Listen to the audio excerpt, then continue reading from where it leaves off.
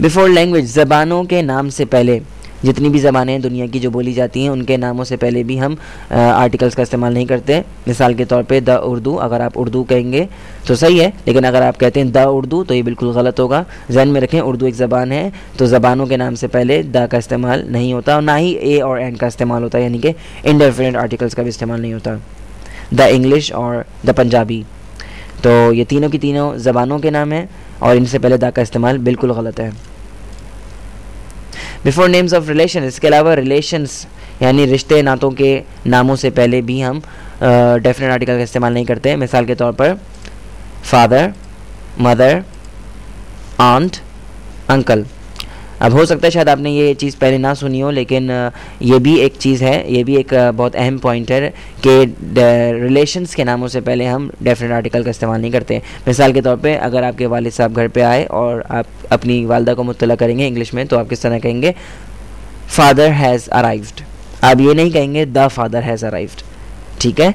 इसी तरीके से आपकी वालदा किचन में और आप अपने बड़े भाई को बात बता रहे हैं, तो आप ये नहीं कहेंगे कि the mother is in the kitchen, आप कहेंगे mother is in the kitchen. तो जहन में रखें कि रिलेशंस के नामों से पहले आप कभी भी डेफिनेट आर्टिकल द का इस्तेमाल नहीं करेंगे, ओके।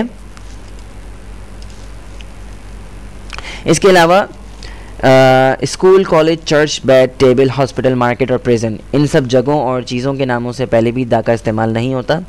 लेकिन When you visit or use these places or objects for their primary purpose, जब आप इनके प्राइमरी पर्पस यानी इनका जो मकसद है, स्कूल का जो मकसद है, अगर आप स्कूल को अपने जुमले में इस्तेमाल कर रहे हैं और उसके प्राइमरी पर्पस जो उसका जो बुनियादी मकसद है उसको उस लिहाज से उसको इस्तेमाल कर रहे हैं, इसी तरीके से अगर आप कॉलेज को या चर्च को या बेड को अपने जुमले में इस्तेमाल कर रहे हैं और आप उसको जुमले में इस तरह इस्तेमाल कर रहे हैं कि उससे उसका बुनियादी मकसद ज़ाहिर हो रहा है, तो उससे पहले आप ना तो ए का इस्तेमाल करेंगे, ना एन का इस्तेमाल करेंगे, ना ही दा का इस्तेमाल करेंगे।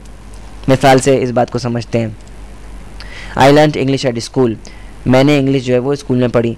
अब यहाँ पे हमने स्कूल से पहले ना तो ए लगाया है, ना एन लगाया और ना ही दा लगाया। वजह इसकी क्या है कि यहाँ पर हम बुनियादी मकसद ज़ाहिर कर रहे हैं स्कूल का।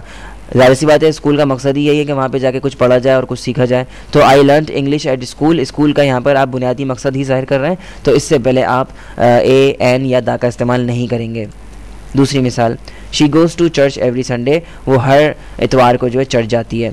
अब चर्च क्यों जाती है? वो ज़ाहिर सी बात है इबादत करने जाती होगी, अपनी प्रे करने जाती है।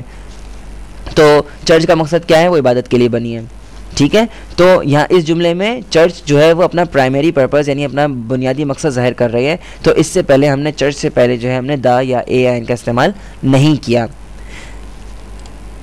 इसी तरीके से आई स्लीप ऑन बेड, मैं बिस्तर पे सोता हूँ। तो आई स्लीप ऑन बेड, बेड का मकसद ये है कि उस पर सोया जाए। तमाम दुनिया के बेड इसी मकसद के लिए बने कि उन पर सोया जाए।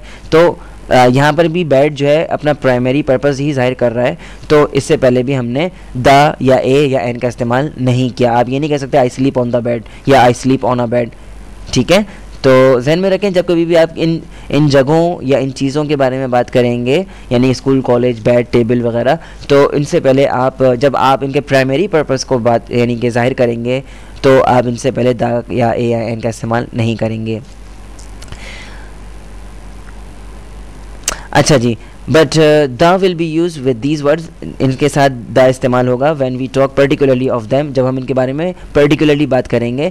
Rather than normal activity people go there for, यानी जब हम उनके बुनियादी मकसद के यानी कि उनकी जो नॉर्मल एक्टिविटी वहाँ पर होती है और इन जगहों का जो बुनियादी मकसद है उस मकसद को हम जाहिर नहीं करेंगे अपने जुमले में, तब तो है हमें इनसे पहले यानी कि इन जगहों से पहले और इन ऑब्जेक्ट से पहले द का इस्तेमाल करना पड़ेगा। मिसाल से समझते हैं। The school is very far from my house, school जो है मेरे घर से बहुत दूर है। यहाँ पर आप स्कूल का बुनियादी मकसद नहीं जाहिर कर रहे हैं, ठीक है। जो पिछला जुमला था I learn English at school, वहाँ पर इंग्लिश यानी कि स्कूल का बुनियादी मकसद जाहिर हो रहा था कि स्कूल जाहिर सी बात है इसी मकसद के लिए बना है कि उस पर वहाँ पर जाके जी पढ़ा जाए। लेकिन इस जुमले में you are not talking about normal activity, यहाँ पर आप स्कूल की नॉर्मल एक्टिविटी के बारे में बात नहीं कर रहे हैं। यहाँ पर आप कह रहे हैं the school is far from my house, तो स्कूल से पहले आप द का इस्तेमाल करेंगे। इसी तरीके से I met John at the church, मैं जॉन से जो है वो चर्च में मिला। यहाँ पर हमने चर्च से पहले दा लगाया है। चर्च क्यों जाया जाता है? इबादत करने जाया जाता है, वहाँ पे लोगों से मिलने नहीं जाते लोग, ठीक है। वो अलग बात है कि आप वहाँ पे किसी से मिल लिए, आप वहाँ पे इबादत करने गए थे, वहाँ पे किसी से मिल लिए, so I met John at the church. तो जहन में रखें कि चर्च से पहले हमने द का इस्तेमाल किया है और करना भी पड़ेगा, क्योंकि यहाँ पर आप चर्च को नॉर्मल एक्टिविटी के हिसाब से इस्तेमाल नहीं कर रहे हैं। यहाँ पर आप चर्च का प्राइमरी पर्पस जाहिर नहीं कर रहे हैं, बल्कि आप कुछ और जाहिर कर रहे हैं। तो जहन में रखें कि यहाँ पे चर्च से पहले हम द का इस्तेमाल करेंगे। The bed you bought is very expensive, जो तुमने बिस्तर ख़रीदा है वो बहुत महंगा है। यहाँ पर भी आप नॉर्मल एक्टिविटी की बात नहीं कर रहे हैं, यानी बेड को यानी आप बेड का प्राइमरी पर्पस, बुनियादी मकसद यहाँ पे इस जुमले में ज़ाहिर नहीं हो रहा, बल्कि आप उसके हवाले से कुछ और बात कर रहे हैं। तो यहाँ पे पर्टिकुलर आप बात कर रहे हैं बेड के हवाले से, तो the bed you bought is very expensive, bed से पहले द का इस्तेमाल होगा। अगर आपको ये कोई भी पॉइंट अगर समझ में ना आए तो बराए मेहरबानी आप लोग अक्सर क्या करते हैं कि आप कमेंट बॉक्स के अंदर ही जो है वो सवालात आमतौर पे पूछ लेते हैं। वैसे अगर आप मुझे पर्सनली जो है वो मेल कर दिया करें, यानी कि कॉन्टेक्ट फॉर्म है वेबसाइट पे मौजूद है कॉन्टेक्ट फॉर्म, उस कॉन्टेक्ट फॉर्म को फिल करके और अपना ईमेल एड्रेस ज़रूर उसमें लिखा करें ताकि मैं आपको रिप्लाई कर सकूं। बाज़ औक़ात कुछ स्टूडेंट्स ऐसा करते हैं कि वो ईमेल एड्रेस उसमें नहीं अपना सही ईमेल एड्रेस टाइप नहीं करते, तो जब मैं उनको रिप्लाई करता हूँ तो वो रिप्लाई उनको नहीं पहुँच पाता है। तो बराए मेहरबानी कॉन्टेक्ट फॉर्म को इस्तेमाल किया करें और जब आप उसमें यानी कि अपना ईमेल एड्रेस बिल्कुल सही मेंशन किया करें प्लीज़। अच्छा जी, बिफोर मीन्स ऑफ ट्रांसपोर्ट, यानी कि जितने भी ट्रांसपोर्ट के ज़राए हैं वो तमाम चीज़ें जो कि ट्रांसपोर्ट के तौर पे इस्तेमाल होती हैं, ज़राए आमदरफ्त के जितने भी हैं हमारे, उनसे पहले भी द या ए या एन का इस्तेमाल नहीं होता, किसी भी किस्म के आर्टिकल का इस्तेमाल नहीं होता है। मिसाल के तौर पर we go to school by bus, हम स्कूल जाते हैं किसके ज़रिए, यानी बस से हम स्कूल जाते हैं। तो हम स्कूल बस से जाते हैं, यहाँ पर बस से पहले हमने ना तो ए इस्तेमाल किया है, ना एन इस्तेमाल किया और ना ही द का इस्तेमाल किया, क्योंकि ये एक हमारा मोड ऑफ ट्रांसपोर्ट है, हमारी आमदरफ्त का ज़रिया है। इसी तरीके से she went to Lahore by train, वो ट्रेन से लाहौर गई।